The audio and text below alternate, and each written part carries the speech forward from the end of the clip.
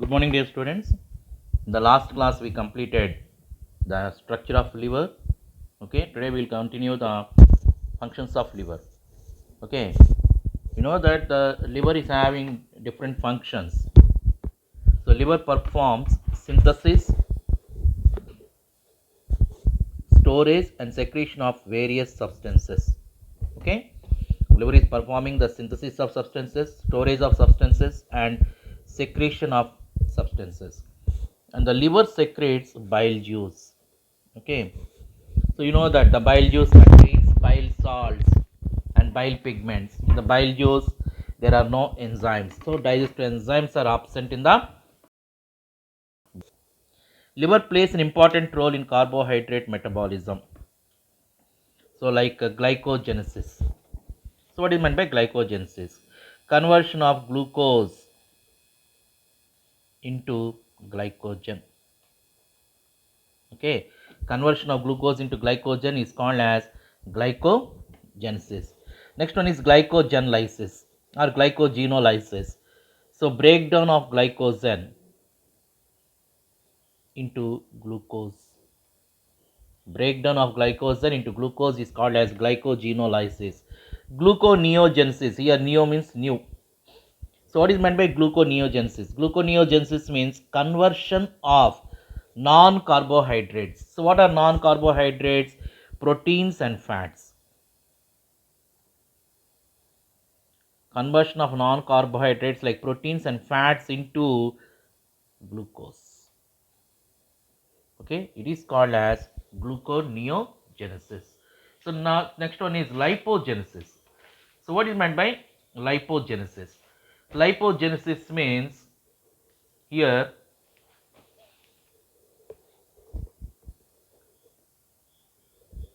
yeah. So lipogenesis means the conversion of fats. Okay, conversion of fats into cholesterol like that. Let us go for the next slide. Yeah. So liver also plays an important role in lipid metabolism. Okay, here the lipid metabolism. What is lipid metabolism? Is synthesis of cholesterol and production of carbohydrates. And it is a center of detoxification. It's a very important word. So liver is the chief center of detoxification. It removes the toxins from the body, and it also acts as thermoregulatory center or thermoregulatory organ. That means it produces the heat, right? Then ornithine cycle occurs in the liver. That means what is the use of ornithine cycle means it is the synthesis of urea. Synthesis of urea. And it also acts as hemopoietic organ in embryonic stages. Hemopoietic means production of blood cells. Okay. It also acts as hemopoietic organ in embryonic stages, that is the production of blood cells. And erythroclastic organ. Erythroclastic means destruction of blood cell, RBC. Okay, destruction of RBC is called as erythroclastic. And liver also synthesize plasma proteins. What are the plasma proteins? Like globulin, fibrinogen,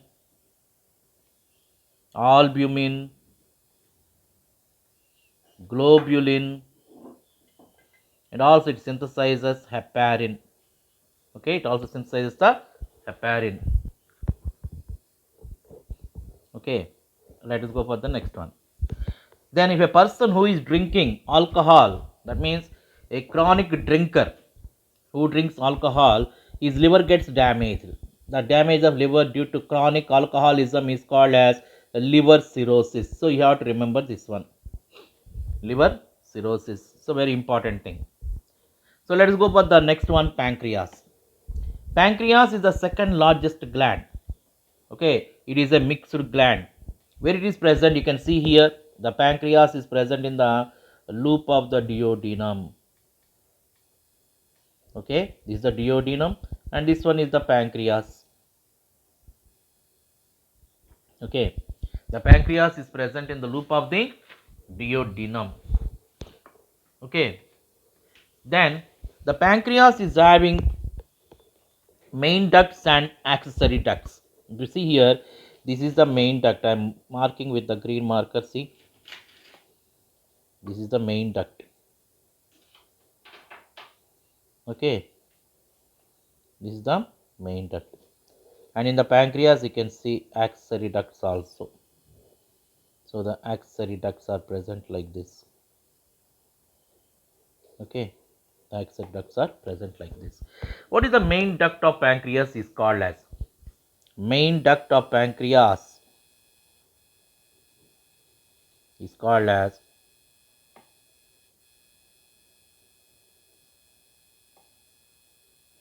duct of Wilson. Then accessory, you can here see the accessory pancreatic duct. You can see the main pancreatic duct. Accessory ducts is called as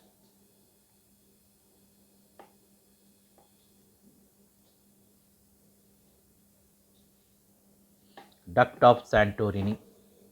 So accessory duct is called as duct of Santorini. So in the diagram you can see easily.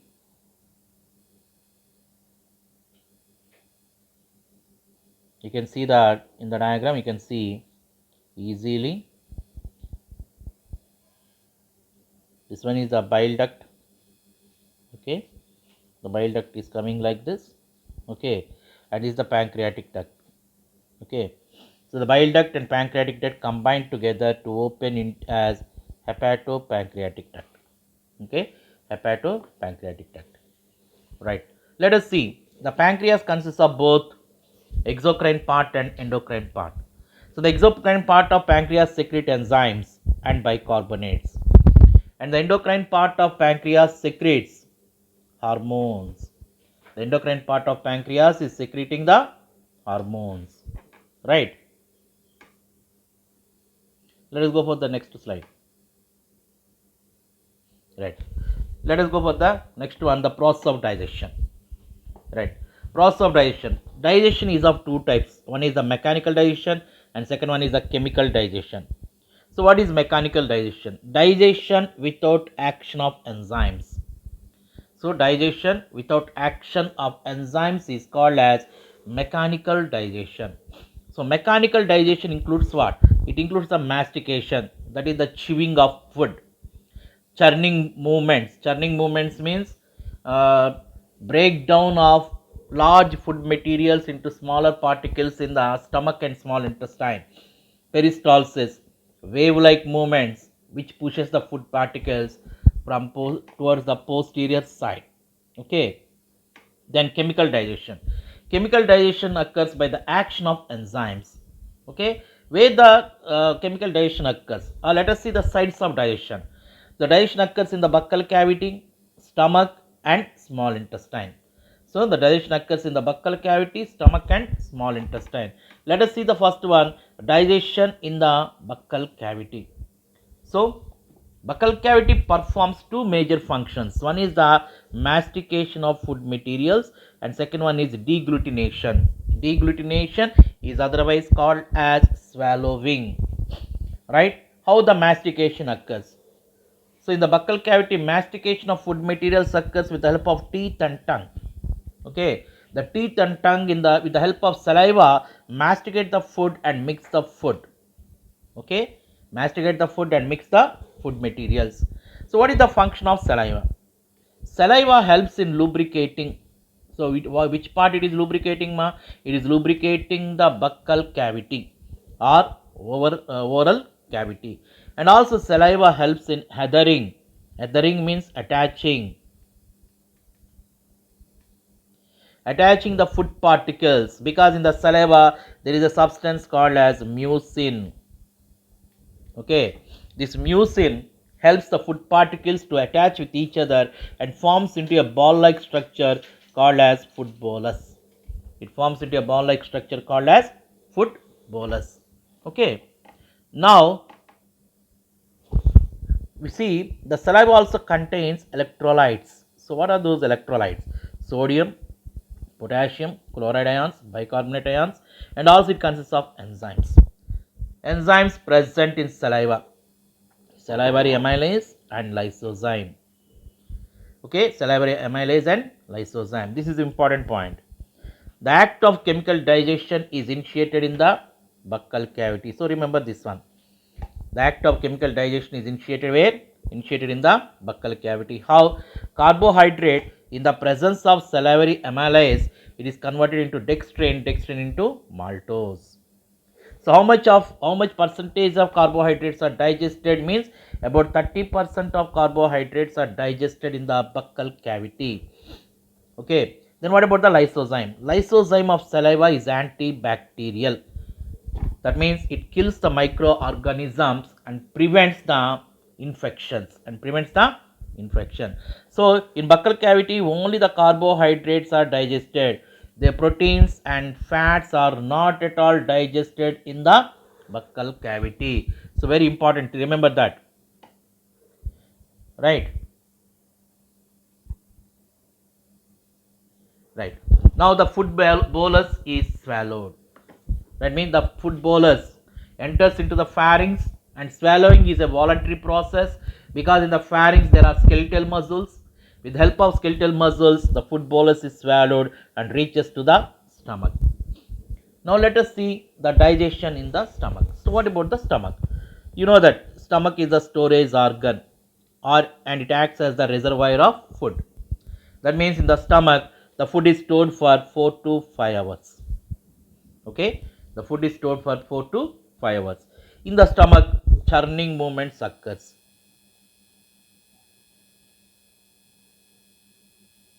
Okay, in the stomach, churning movements occurs. Due to the churning movements, the food is thoroughly mixed with gastric juice. Okay, the food is thoroughly mixed with what? Gastric juice. You know that the gastric juice is chemically acidic because it consists of pH of 0.9 to 1.8. Why the stomach maintains acidic pH means the pepsin can act only in the acidic medium. In the alkaline medium, the pepsin is inactive. Remember that one. Due to that, the stomach is always maintaining acidic medium. Then if you see the gastric juice composition, the gastric juice consists of HCl, pepsinogen, prorenin, bicarbonate, mucus, gastric lipase and Cassell's intrinsic factor. So these are the enzymes present in the gastric juice. Right. Then what about the function of this mucus and bicarbonate? Mucus and bicarbonate protects the wall of stomach from excoriation caused by HCl and enzymes. What is meant by excoriation? Excoriation means damage to the mucous membrane of the stomach. That means due to the HCl and enzymes, the mucus layer of the stomach may get damaged. If the mucus layer of the stomach, if the mucus layer of the stomach gets damaged, then definitely due to the action of this HCl and enzymes, we feel burning sensation and also it leads to the ulcers. So to prevent that, the mucus and bicarbonates are preventing the excoriation. Then what about the HCl? HCl kills bacteria. Remember that. So, if the microorganisms escapes from the buccal cavity and reaches to the stomach, in the stomach, the HCl is killing the bacteria. And HCl also stops the activity of salivary amylase. Remember, this is very important point. So, the digestion of carbohydrates in the buccal cavity is prevented in the stomach due to what? Or the action of salivary amylase is stopped in the stomach. Why? Because of the HCl. So when HCl is released, the salivary amylase becomes inactive and the carbohydrate digestions are stopped. So very important point, that one also. And also it keeps the food in acidic medium. So this is also very, very important. And it activates pepsinogen. It activates pepsinogen and also prorenin. If you see the pepsinogen, pepsinogen is inactive form. In the presence of HCl, it becomes pepsin. Pepsin is the active form. So pepsinogen, again in the presence of pepsin, it is converted into pepsin due to autocatalysis. Due to autocatalysis. catalysis. Very important. Right. Let us go about the renin also. Right. So pepsin. What is the function of pepsin means? Pepsin hydrolyze the proteins into proteases and peptones. That means the pepsin is digesting the proteins into proteases and peptones. Now let us go for the next one, renin. Renin is present. See the renin here, R-E-N-N-I-N. You have to remember this double N because there is one more renin. This renin comes in the excretory system in the RAS mechanism. Okay, the JG cells secretes renin. So this renin is different and this renin is different. See the spelling while when we give in the objectives. So due to confusion, we may give this one first and after this one. Okay, you have to remember this point, very important. So where this renin is present only in infants. So generally if we see the prorenin in the presence of HCl, it is activated into renin. What is the function of renin? Renin is a proteolytic enzyme. That means protein lytic breaking. Right? What the renin will break? Generally in infants depends upon the milk. Okay. So in the beginning, the digestive system of infants is poorly developed and it is without any sphincters. So in the infants drinks the milk directly enters from stomach and stomach into the intestine because of the poor development of the sphincter muscles. So to prevent that, the renin converts the milk protein casein in the presence of calcium into calcium paracaseinate. So it is also called as curdling of milk. That means the milk is converted into the curd. So the calcium paracaseinate in the presence of pepsin, it is hydrolyzed into proteases. Peptones and proteases are partially digested proteins. Remember that. So peptones and proteases are not completely digested proteins. They are partially digested proteins. Very important point.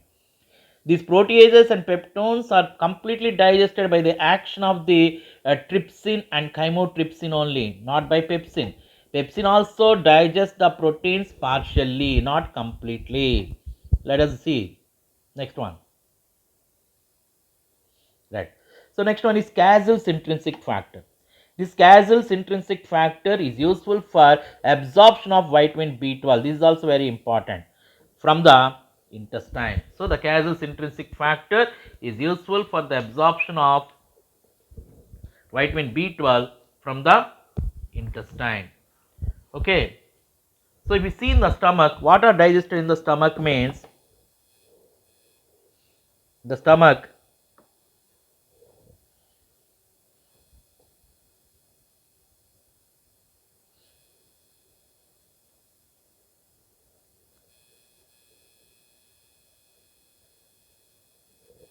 proteins are partially digested. Second one, fats, no digestion. Carbohydrates are also not digested. Okay. Then the partially digested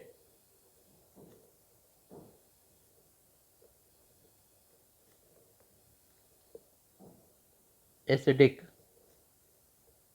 fluid food is called as chyme. This is one of the important word. Okay. The pH of chyme. Yes, this one they be asking you like this. Okay. So this completes about the digestion in the stomach. So we'll continue in the next class about the digestion in the small intestine and also absorption in one class. Okay. Now we'll stop the class.